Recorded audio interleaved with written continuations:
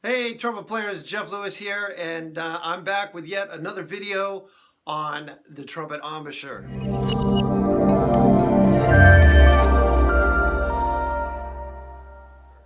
Okay, let's get started.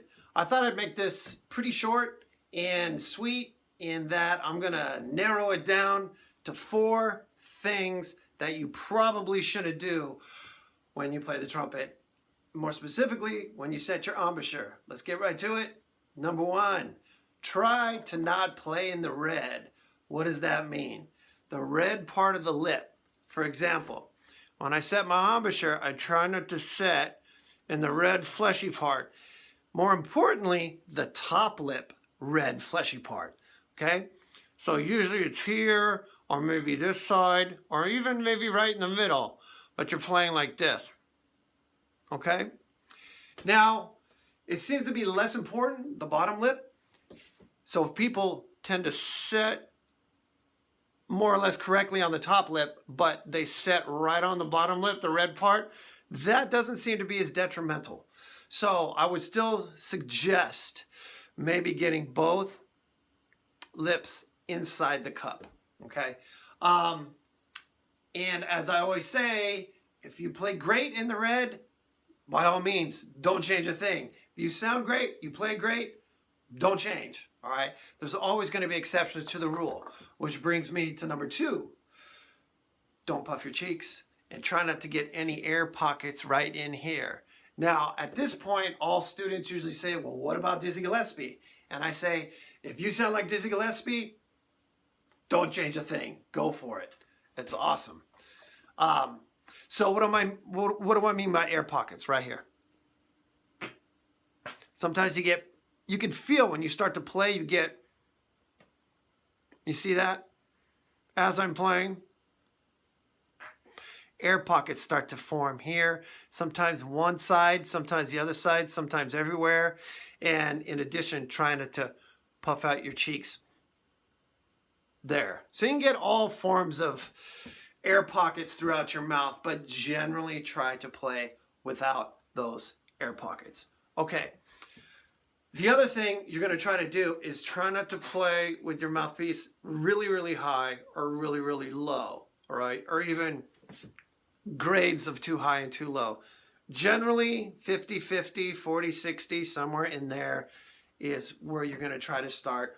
Also, you're going to want to try to play in the middle if you can.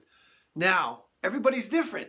Teeth, lips, tongue, jaw position, skeletal configuration, okay? We're all different. That's why we all don't all play the same mouthpiece. So mess around with it, experiment. Always a good idea to get a reputable teacher, a good teacher that can help you out setting your embouchure and kind of check things out and let you know how you're doing, because self-analysis can be kind of difficult sometimes. Okay, that brings me to our last of the 4 points, and that is try not to play too far on the side of your mouth. Now, some people play a little bit left or right. Sounds great, right?